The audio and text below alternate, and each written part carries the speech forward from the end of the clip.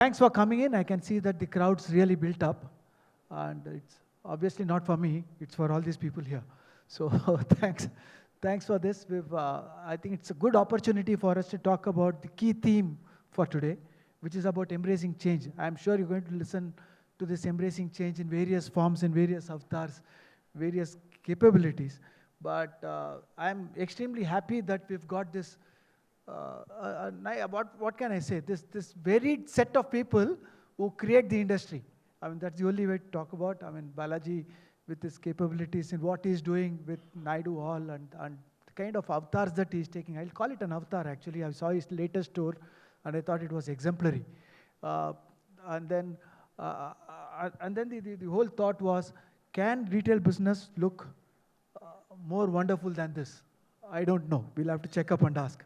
Lavanya, of course, has been, we've had a lot of talks about online, offline, and stuff like that. She represents the real thing around online, and then having an accent on online, at the same time doing things differently on offline, and this wonderful omni-channel capability that I think she represents as a brand.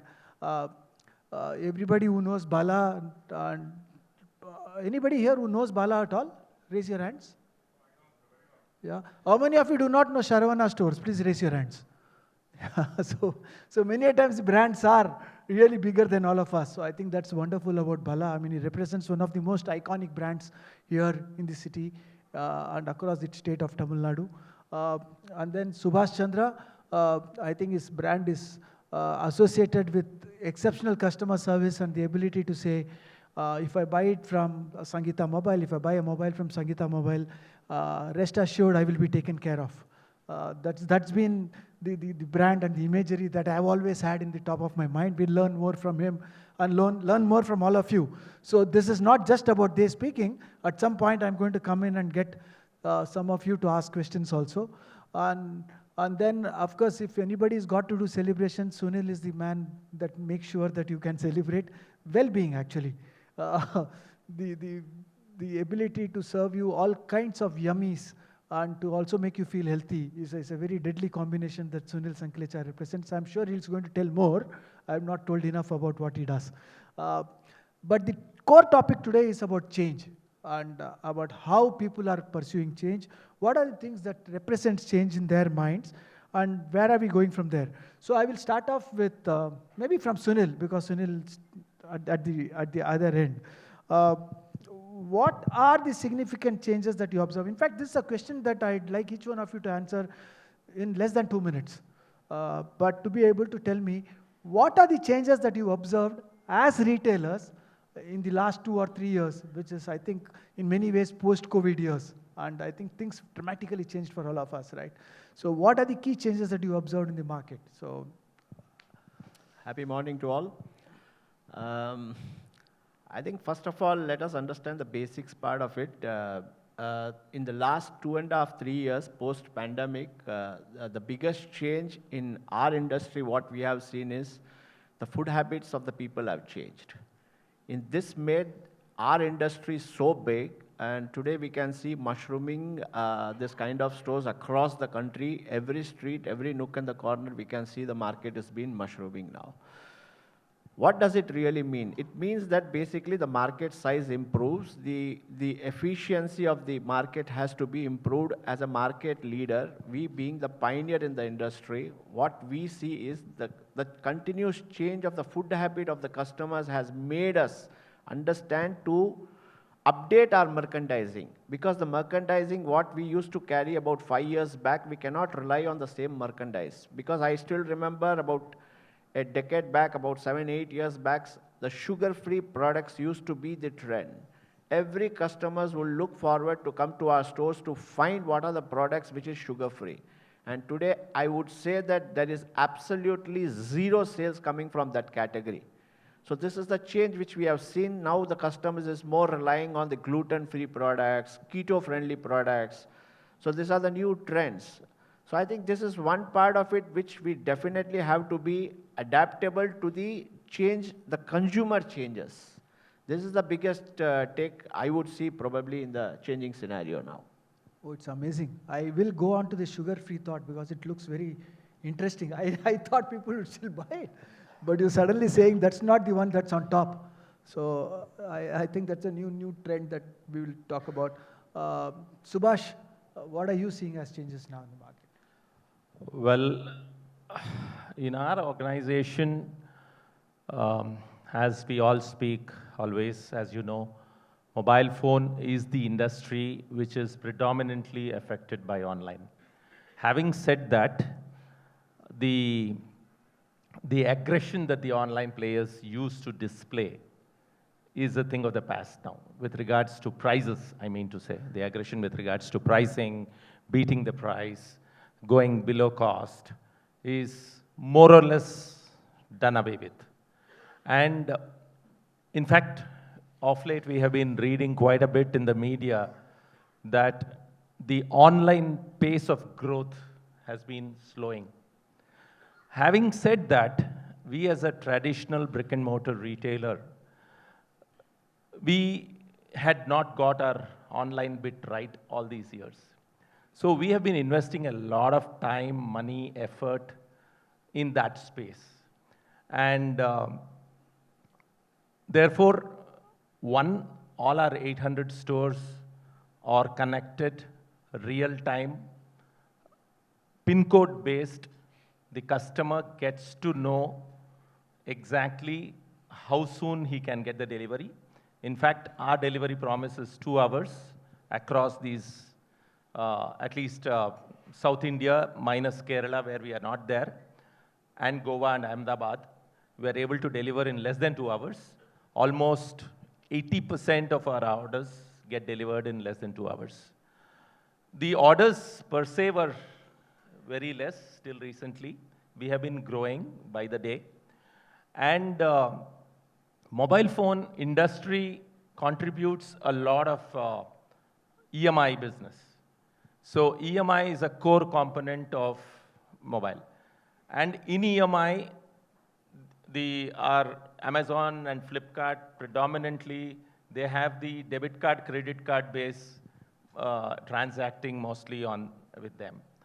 And if you talk about the NBFC business, like somebody like Bajaj Finance, etc., they were very, very active. They are active only in the offline space. They're not so much, at least with the knowledge that I have, in the online space, the contribution of business that the NBFCs have is relatively far lower. And so therefore, we believe that is an area where we can really work on. And we have been working aggressively towards that by integrating all these NBFC partners like Bajaj Finance and the various other partners like TVS Finance, HDB Finance. There are almost a dozen finance companies that we work with in the offline. All of them we are integrating in our online. So sitting at anywhere in the country from Kanyakumari to Kashmir, and one can place an order and buy on a 24-month, 0 down payment, 0 EMI, 0 processing fee, the favorite mobile of his choice, and get delivered in a maximum of 72 hours if it is very remote. In most metro cities and important and big cities, we are able to deliver in less than 24 hours. So we can take it in the next round, since you said 2 minutes. It's quite interesting. And I think there is one point that you may need to tell immediately, and then I'll come back to the other point. The one point, because we had a discussion about this earlier, there are lots of people from the CDIT industry here, the consumer durables and information technology. What percentage of your business comes from consumer finance? Well, today as we speak, 37% of my business comes from, when I say consumer finance, this is paper finance, what we call as the NBFC partners. And another 18% of the business comes from credit card, debit card, EMI. So close to 60%, 55 to 60% of the business comes from pure EMI. Yeah, this was a very important part that I thought was important, because when others are there in the market and if they are not utilizing the power of consumer financing, this is an eye-opener. Yeah, so that's we believe it can go up to 85%. It can. That's amazing. with Lavanya, I think it's been a very different journey. Lavanya, I think you're seeing change slightly differently than others, I'm sure. If you can tell us what you are observing in the market, how are things changing for you, your brand, and as far as the customers are concerned. Yeah, I represent Zivame. So one thing which I'm really seeing in the market is probably about couple of years back, nobody was talking about innerwear being a very big, like an opportunity. Today, actually, innerwear is one of the fastest growing industry, actually. If you actually put to Google and ask which is the fastest growing industry, it'll actually throw up innerwear. So, so rightly, we do see a lot of interest coming out from a lot of people, to this industry. It was a taboo few years back. People were not really talking about this as an industry, but today I really see a lot of communication, people really talking about this category, women are also kind of coming out of conservative, what I would say is background, open to talk about the issues what she has and how that can be kind of addressed. So I think so in Zivame, what we really stand for is through our products, we actually address the issues what women have with respect to their innerwear needs. Okay, so I see that change really happening for us. Traditionally, it was always sold on brick and mortar. We started it actually selling more from online to create a safe space where she can kind of come and order, and it used to get discreetly delivered. But today we say that people are really open to come to our stores, ask what she needs. Her needs are also kind of changing. So the consumer who was there probably about 5 years back or 10 years back, Zivame is about a decade-old company, has totally changed. Okay, so that's a huge change what we are seeing.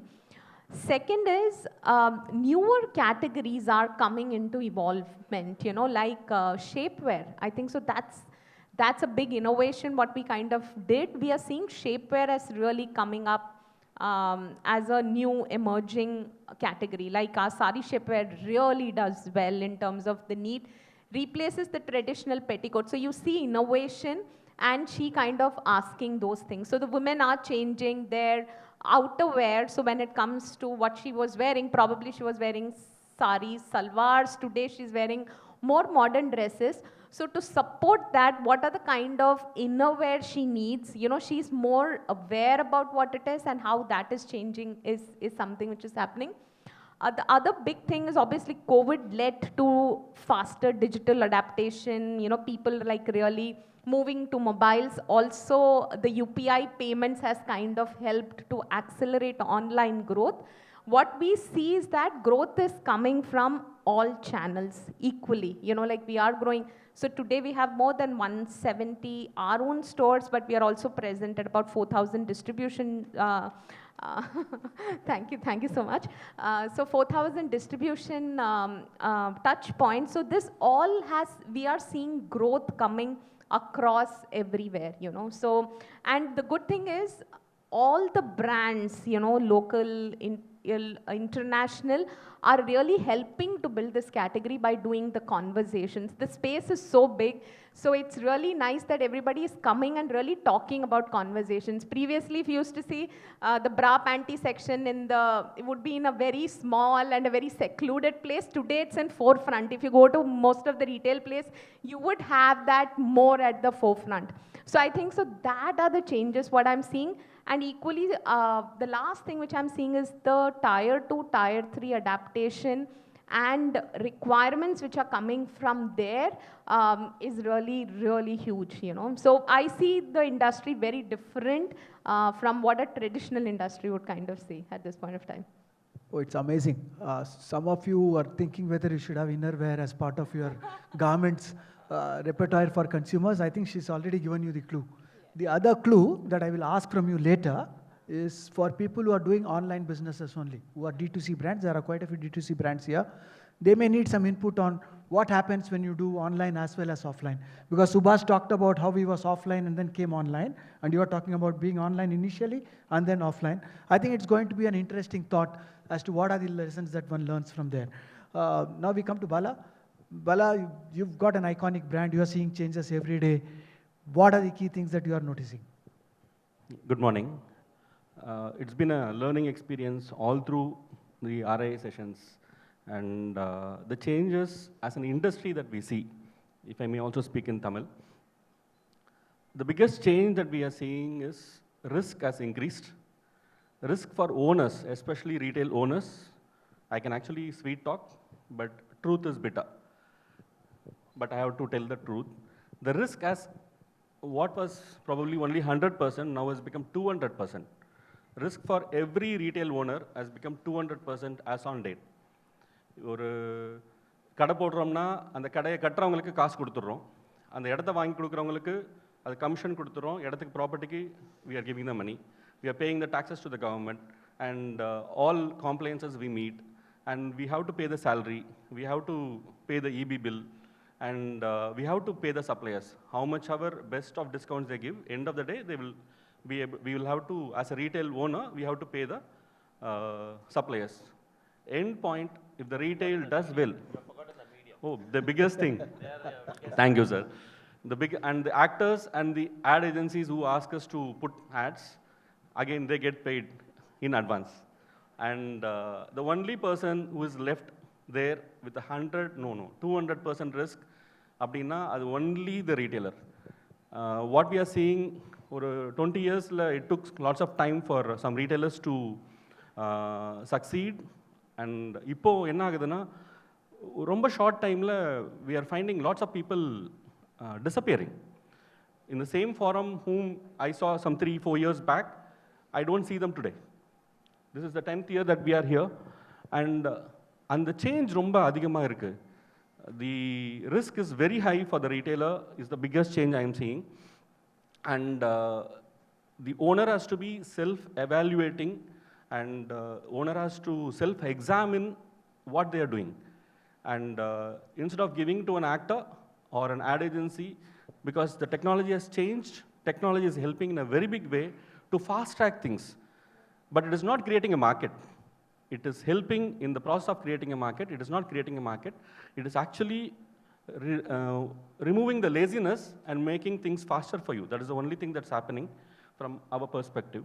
But what we are seeing is the money that we spend, we have to be thrifty enough. Instead of giving it to an actor, like Sir said, give it to the employees. In his previous session, he was mentioning as employees as innovators, employees as family, employees as everything.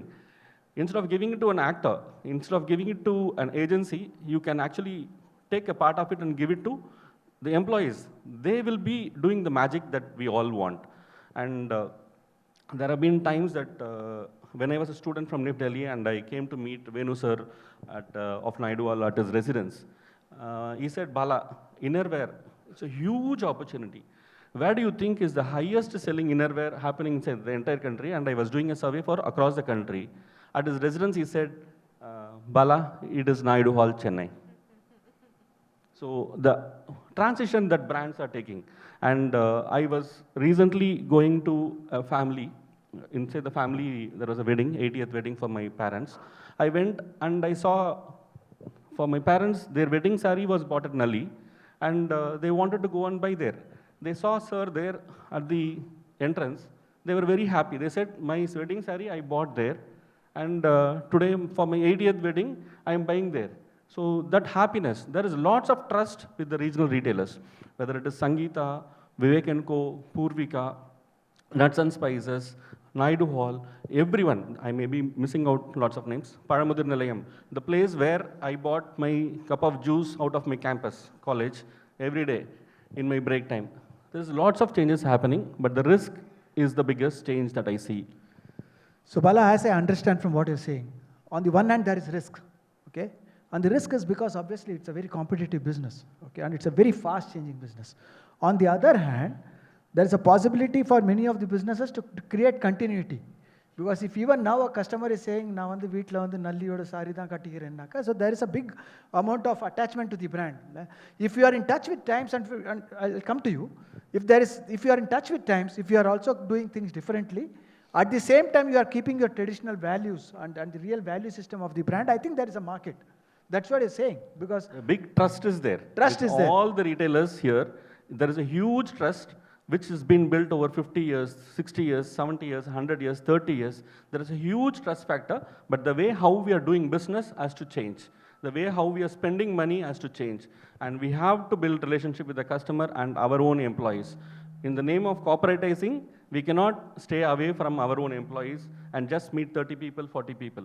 We have to meet each and every member as many times as possible on the ground, get down on the ground and see them as people, not as a number who is doing your transaction for your retail. Fair. I think that point's been taken very well. We'll now come to Balaji. Balaji, part of your brand has already got sold by Bala. Bala sold Balaji's brand. But you may need to tell us what are you seeing as changes, because you're obviously changing a lot. You're doing things differently. At the same time, the ethos of the brand has to be there. So tell us what's happening. Yeah, vanakkam anaivarkum. Yeah, change has been, changes, matram ondre mara is a thing. So change has been happening in the 83 years of history of Naidu Hall. I think we have gone through several phases of changes. So the only mantra is how do you adapt to the changes and how do you stay on top of it, right? So that is the continuous process. Now the change currently happening is not in just one segment, like, and it's in multifaceted changes is what is happening. Just from a customer perspective, customers'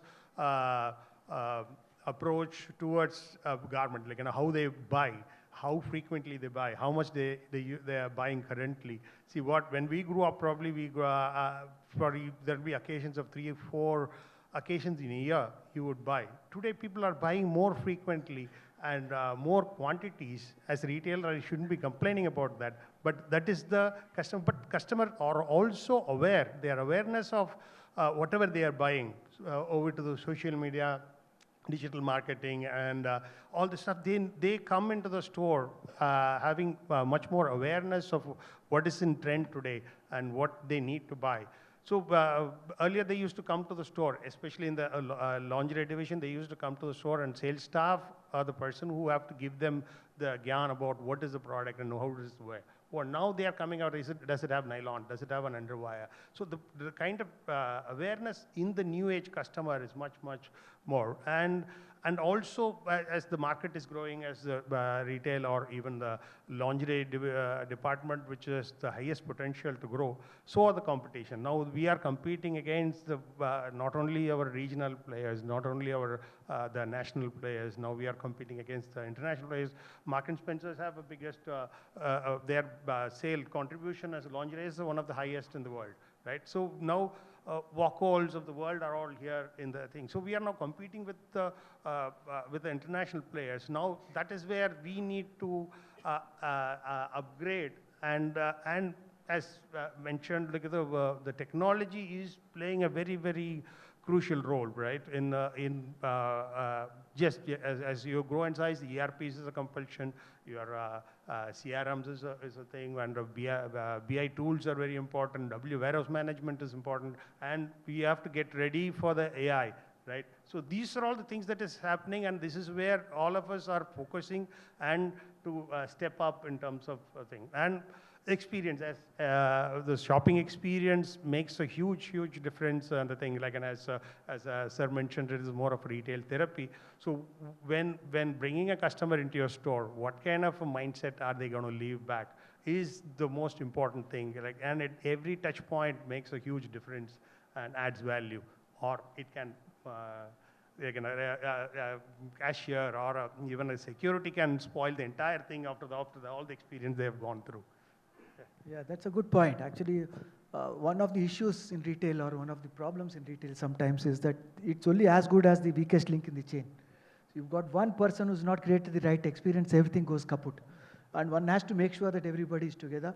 And I think there's enough stress. Venkatraman stressed about it, Bala's stressed about it, about empowering people, but also making sure that operations are run in a manner that is really useful.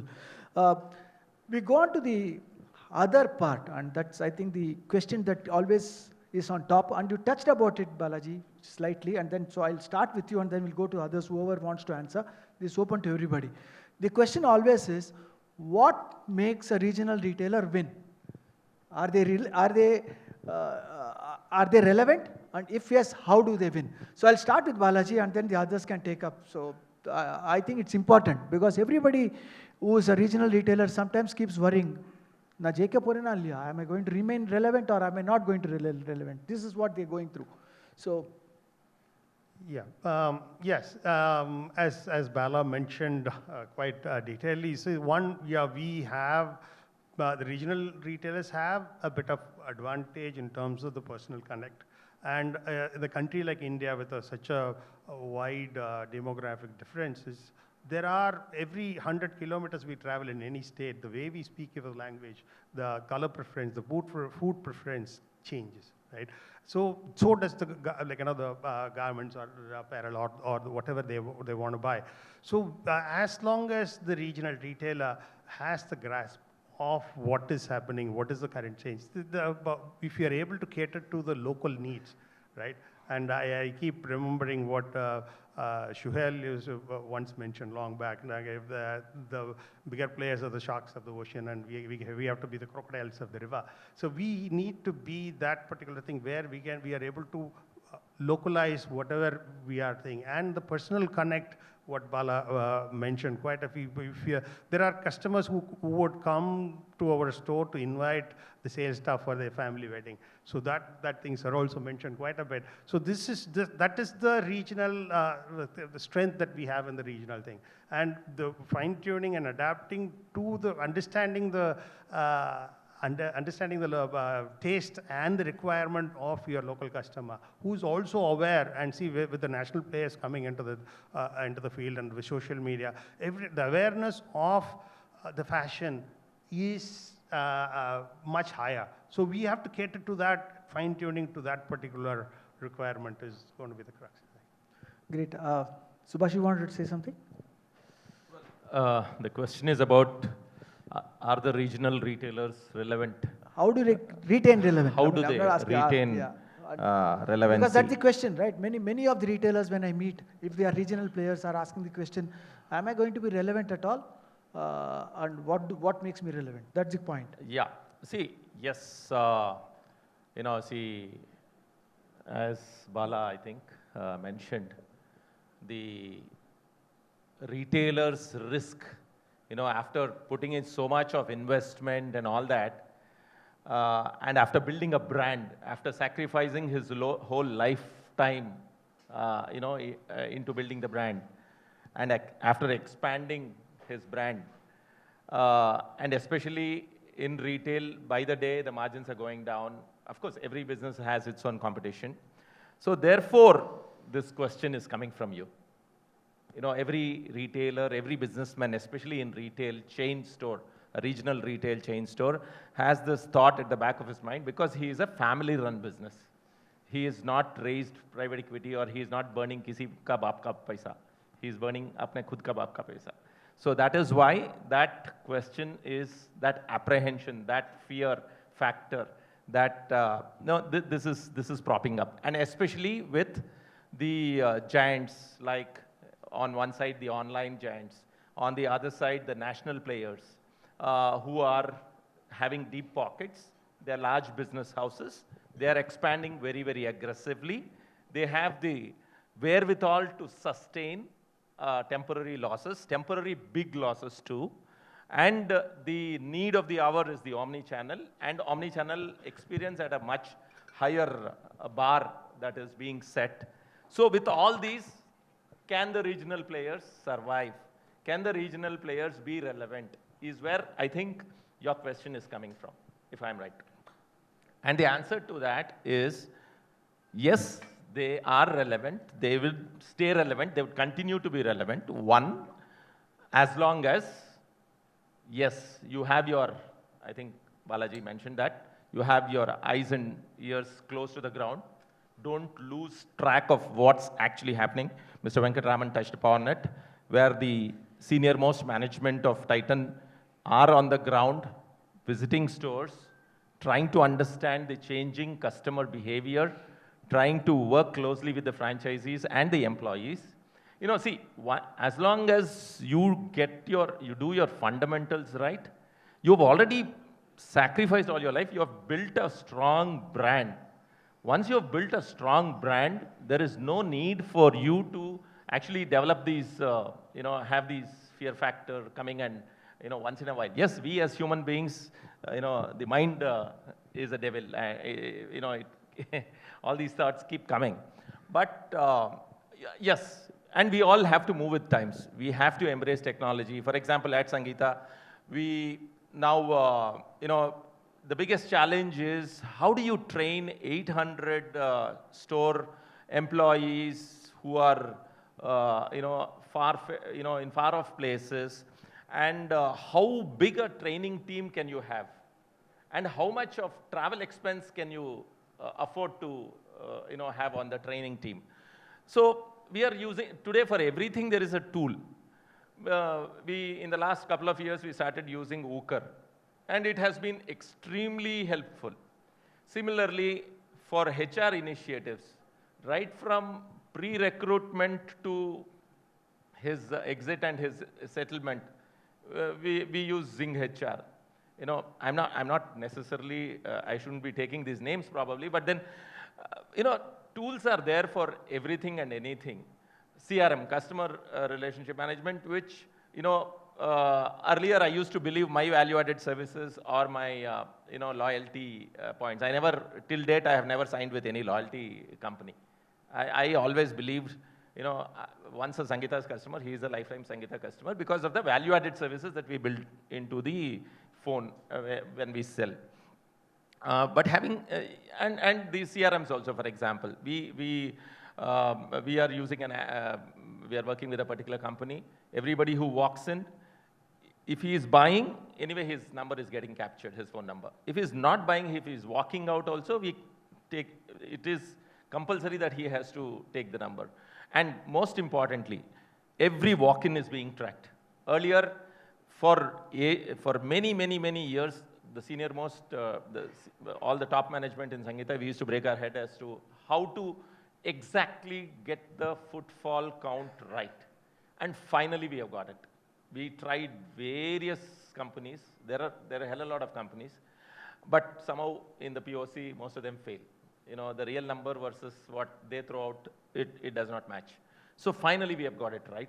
So today, the conversion is being bang-on questioned on their face with the store manager. So this is the footfall that you had yesterday, and we have given them the username, password to check. If they contest, no, I didn't get so many footfalls. Just take your username, password, check. You can see, you can exactly check your own store's footfall for the previous day.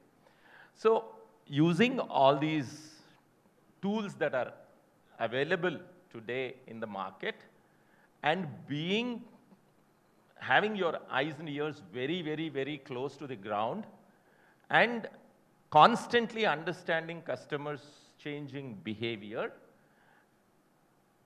will for sure make you relevant forever. Thank you. I think the summation that I'm getting, and maybe Bala, you tell and then I'll come to that. இப்போ கேள்வி நம்ம எவ்வளோ சீக்கிரம் மாறுறோம் இல்லை மாறலாமா வேணாமா அப்படிங்கிறதே இல்லை. Sorry, இந்த மாற்றத்தை எடுத்துக்கலாமா வேணாமா அப்படின்லாம் இல்லை. எவ்வளோ சீக்கிரம் மாறுறோம் அப்படிங்கிறது மட்டும்தான் இருக்குது.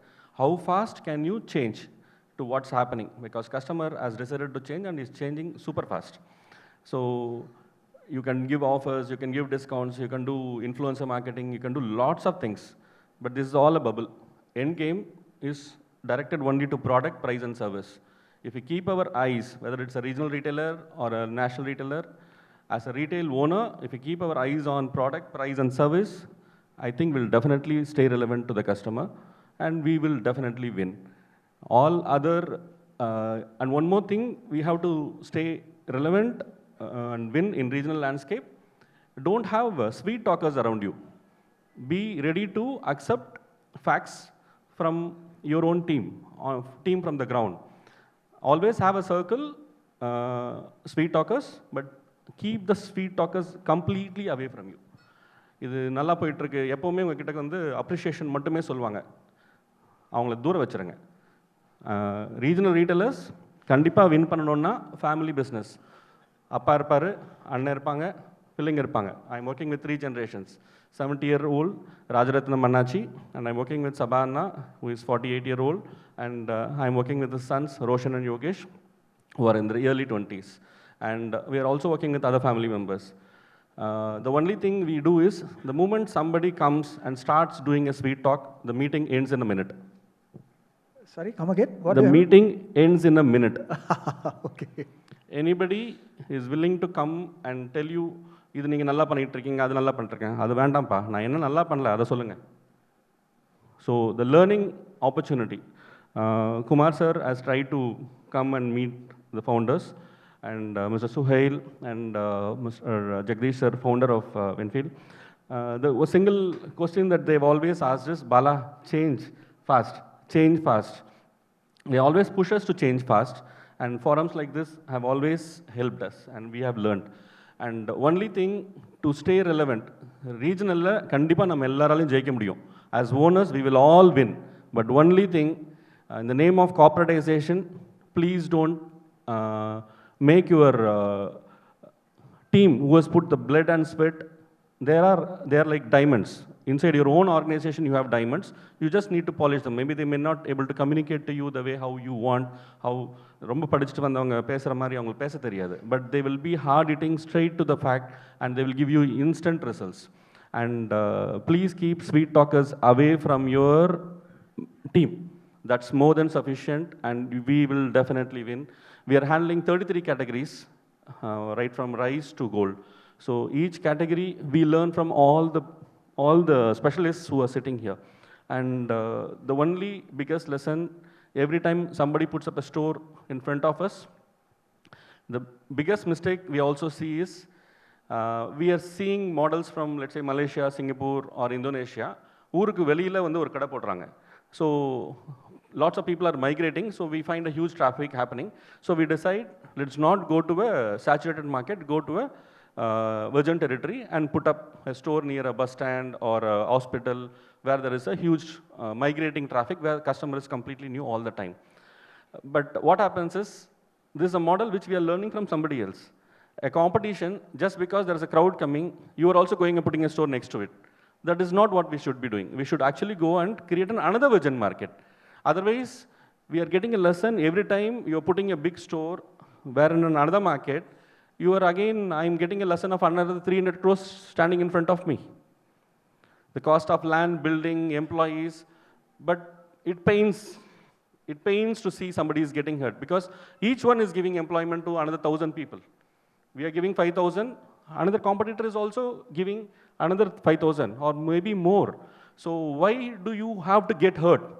Regional landscape, நம்ம கிட்ட இருக்கிற மாடல் எங்கேயுமே கிடையாது. இந்தியாவிலேயே எங்கேயுமே கிடையாது. தமிழ்நாட்டில் இருக்கிற மாடல் எங்கேயுமே கிடையாது. There is no new customer who is coming. 8 crore is our population today. Just because a new store is coming, 8 crore is not going to become 8 crore, 9 crore. 10%, little more is going to give. Trichy customer is going to probably come in Chennai. Trichy is going to lose that time, but it is not going to happen all the time.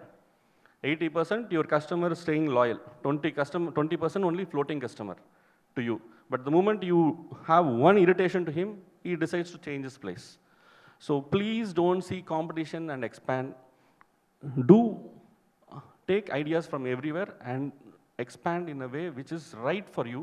Identify good things from others and do it. That's the only request to stay relevant.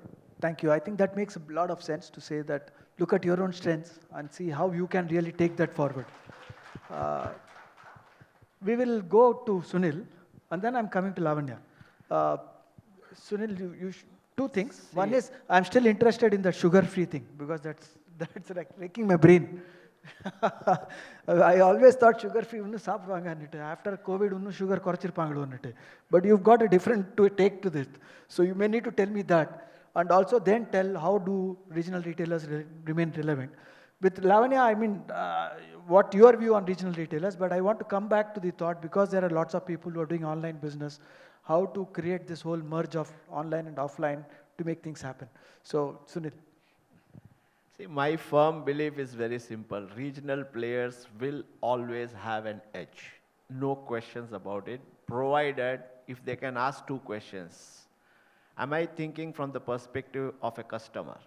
The first question which every player, every retailer has to ask this question is, am I thinking from the customer's perspective to how speed I am ready to adapt the changes?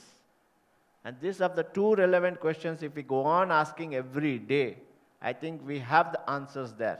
So I still believe regional players will always have an edge over the national players, but that doesn't mean that national players cannot adapt to the localization also. Because this also we have seen the changes coming in. But only thing is sustainability. When it comes to the sustainability part, I think in the last 20 years, the history says is when you see all the regional players versus the national players, I think I have seen this, the regional players had an edge over the market.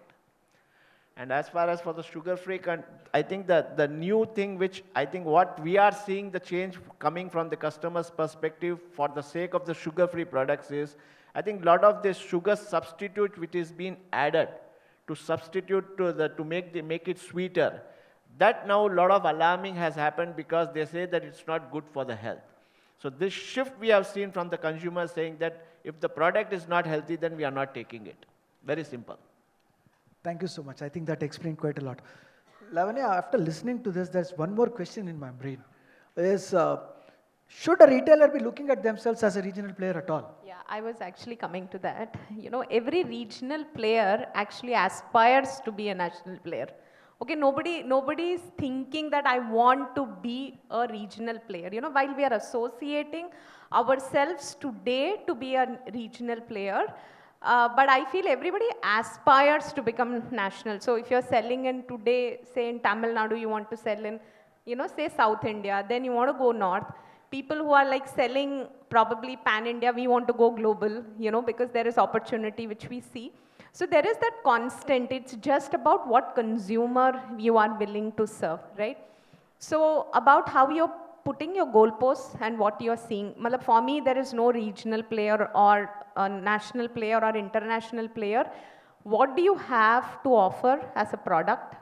Do you have a consumer? If Wacol is coming today to India, there is clear demand what they see for their product and they are coming to sell here, right? It's equal. So what product you have, where is your consumer sitting? I see that. So I'll tell you a very simple thing. I had a consumer who had walked into our stores. She bought 80,000 worth of innerwear in our store, okay? And when we started speaking to her, like, why are you buying 80,000 worth of, you know, say an innerwear, which is insane number. She said that I'm going to go to US and next 2 years I'm not going to come to India. I will not have access to your product. Okay, so that set me thinking, oh, there is a demand outside of India also. There might be so many people like her who are actually wanting to kind of, you know, get these products, right? So it's just about how you're viewing yours. So I would not limit myself to look at it as a regional player or a national player. If you think there is a consumer where you will be able to service, I feel we should just go ahead and forget that limitations for ourselves. One is that. Second, coming to online, offline, what you were asking.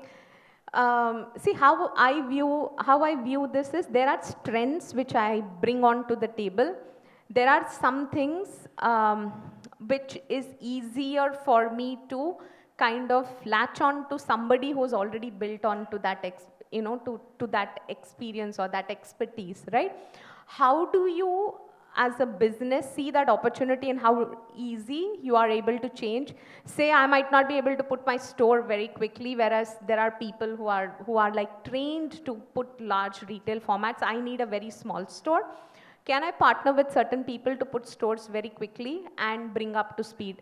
When I start going, say I open store in Bareilly, I have no clue on how Bareilly is, but can I partner with someone who knows that consumer, what kind of products I can get? Obviously, I leverage technology because I have digital platform, know what kind of assortment needs to sell. So, but where is that intelligence or strength, what you have, what you can develop, but where you can partner with people also becomes very important. So I think so for faster growth, and growth is the only key according to me.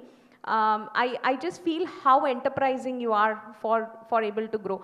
especially when people think that, when people say that, yes, I open my own site, but understand the consumer is probably used to a experience what she or he gets, say on the Myntra's website or Amazon website. So the UI UX is already at a much larger level. She's getting an experience, personalization, all that already there, right?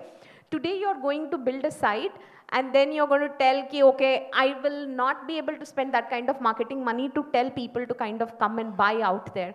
So you need to be mindful. Why do you want to go online? Is it for your brand presence? Is it really for increasing sales? Or is it that you want to know about the consumer, you want to know where is the demand for your market? You need to define and then move, you know. So it's good to play on your strengths, but at the same time, and another channel, you need to have a definition on why you want to get into that channel. It's not, everybody is going online. There is no need for everybody to go online. If you are a consumer or you're selling product which is touch and feel, it's good to be offline, but I want to have brand presence. I want people to know about my product. Then it's good enough to go on marketplaces and sell and create that visibility. You need to define, because online, your D2C brand, the kind of money they will spend, you will not be able to spend that kind of money. So it needs to be very clear on what you need to define. You know, omni retail is not building your own websites also. It's also about how you create, say that exposure to the consumer whom you think is important for you. So I think so that's my take on it. Oh, very nice. I think that that unnecessary race that you don't need to take is a very important lesson for people. And between all these guys, I think you've got an answer on what you should be, whether you should look at yourself as regional player at all. The market is competing at international level. The fact of the case is you are in a market that's got international competition. You've got to be relevant. At the same time, you've got your capabilities because you've got your ears to the ground. I think again and again that ability to get that ears to the ground is important, is coming up. I've got one question that I want to ask Subhash. Another question I want to ask the panel. And then we will go on to taking questions from the people here. We've just got about 12 minutes, so I think we can then take up just enough questions from them. So some of you who got questions, keep it ready. Questions, not statements. So I'm repeating. So people from the audience, please have questions in your mind. We'll be better off with getting answers from them. So the one question I had, Subhash, because I'm personally very involved with the Open Network for Digital Commerce, my own understanding is that at some point of time, this will be a game changer. Okay, not now, because I mean, as I look at it, it's going through change management. The first level of change was when everybody thinks in change, that it's a uninformed optimism, right? You all think it's going to be the messiah that's going to solve our problems. Doesn't happen that way. Then it goes through informed pessimism. You see what's happening on ground, you go through informed pessimism, and then it goes to informed optimism. I think when it comes to ONDC, that's where it is. There is a bit of an informed pessimism at this level, and I'm happy about it because I know that's what it's going to go through. You did your first sale and you sent me a message telling I've done my first sale. Yeah. Take us through the journey. Tell why should retailers even look into ONDC? Or should they look at it now or they shouldn't? Yeah, I remember, Kumar, almost a year back or 10 months back, you called me and you connected me to Koshi, the MD of ONDC. So first of all, okay, just for some of the people who entered late. So Sangeetha Mobiles sold the first ever mobile phone sale that happened in the country through ONDC recently, last week. Okay, and so that's the context. And so 10 months back when you connected me to Koshi and when I asked my head of omnichannel business to get talking to ONDC, he was not very keen. He said, no, they'll take a long time. They're still, we'll end up spending too much time and teaching them. I don't want to waste my time teaching them. All that, he was not very keen actually. I had to push him. And in fact, post that, Koshi called me a couple of times. Then I put him on to Chandu and all that. So finally, finally, it is good, whatever, in spite of all that, happy to know that we were the first ones to do the first sale. And answering your question on should everybody be there on ONDC, is ONDC important? With whatever little knowledge that I have so far, I think it is very, very good. It is especially for traditional offline retailers, especially the smaller ones, who are not able to build their own strong website, and also for people who are able to build their own e-commerce. But this is another platform. It will only give you additional sale. There are seller app, buyer app. I'm still in the process of learning a lot of that and getting to know. But if you ask me in one line, I would strongly urge and recommend everybody to be there on ONDC. Yeah, please. I think so. ONDC is a great initiative from the government where it is trying to create a, say a true platform for people to kind of trade on. Today you don't see a lot of traders who are there, but I feel it is good to participate. The more people are there, it will actually lead to more acceptability, and you will then have consumers who are coming to there. Today when I go to ONDC as a consumer, I'm not finding what to buy, right? So I think so as retailers, we should go to ONDC platform. It definitely will help. And then I feel the revolution of having consumers out there to buy, and it'll be early move advantage. If you're there, you know what's kind of happening out there. So I would definitely say that we should try ONDC. It does not really hurt anyone to be there. In fact, my daughter-in-law runs a chain of restaurants in Bangalore and Chennai, Nandana Palace. So they already did their first sale even ahead of Sangeetha. So, and for restaurateurs and for hoteliers, it's really a boon, a blessing, because almost no charges as against 20 or 25 or 30% how much they are paying to Swiggy and Zomato. So definitely everyone should participate on ONDC. Thank you. Yeah, and just to add, though it's not directly to your question, some more initiatives, I never thought, a couple of years back, we had Girish Mathrubhumi from Freshworks as a keynote speaker on this very stage. On that day, I was thinking, and I got to know that they had, by then they had listed on NASDAQ, or they were about to list. So I was thinking, they'll be too costly, they'll be unaffordable for a company like Sangeetha, etc. So today we have signed with them. We are going ahead with them. And similarly, SAP. I used to run away from SAP. Every possible event like this, wherever they, they would chase me literally. I have been all these years running away from SAP, saying, "Oh my God, you are prohibitive. I can't afford." But finally, we are going in for SAP. So these are all, I was talking about technology, so I just thought I'll add. Thank you. I think we have our own impressions of what we have to do, and then at some point of time, it all makes sense. Yeah. So when it makes sense, you should have the guts to move. I think that's what it's all coming to. The last question before we take people's is sustainability. Is it a thing to be seen at all by retailers? Do customers think sustainability is important? And should, as retailers, we be prepared for creating sustainability as one of the parts of our retail businesses? Anybody can answer. I think we've got about 1.5 minutes, and then I'll take questions from them. I think, Kumar, I think without thinking sustainability, you can never build a brand. Back of the mind, every retailer has to think to sustain the brand in the long run. Because I think the greatest gift we had got from, by the observing Mukesh Ambani today, I think I vouch to say that he thinks 10 years ahead of the industry. When nobody thinks about what is going to happen after 10 years, he starts thinking about that. So I think that's the question of sustainability.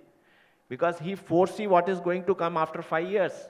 So he starts working today. So obviously, without sustainability, I think you cannot build a brand at all. So I think that has to be there. Okay, maybe I'll reword this. It's not about business sustainability, it's about ecosystem, it's about ecology, environment. Because environment as sustainability is issue, right? People are taking lots of steps to try and see if their entire supply chain is following a sustainability path.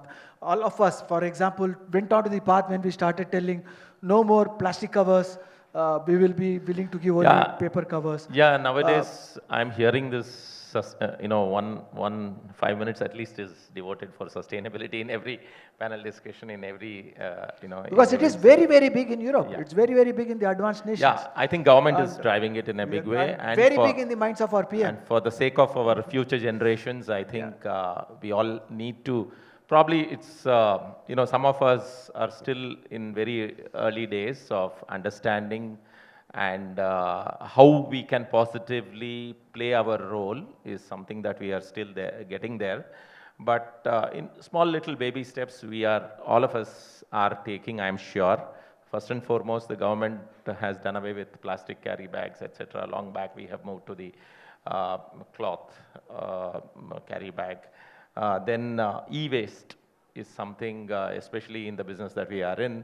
You know, we promote customers to drop whatever e-waste that they have. You know, at some of our stores, we have collection boxes where they can drop their e-waste. You know, but it's still a long way to go. Sunil, you want to take up that? Because I think because part of it you talked about is that you think 10 years ahead. And when we think 10 years ahead, all of us have to survive. So that's... See, I think this is something which we need to think on the collaborative thing, because this is not a one individual perspective can change the entire thing. It starts from the top and it has to go at the root level also. What does it mean? It means from the government, it has to start, and then even at the local level, from a consumer's perspective also, we need to create an awareness on the sustainability. And then only we can see a big change coming in that thing. And this is what is happening today. I think it's thanks to the government that today banning the products which is not sustainable. I think this is a great initiative is already happening. But only thing is, I think we need to create more awareness in the consumers, because they are the people who are using this actually, end of the day. Correct. The more and more awareness created, I think we can see much better results coming in the time. Balaji, you want? Yeah, I think the sustainability cannot just remain a concept anymore. It has to become a way of life, right? And yes, the awareness, as everybody says, everybody is aware about that, but there are not much of a thought process. See, sustainability, when it comes to the thing, it is a two-way traffic.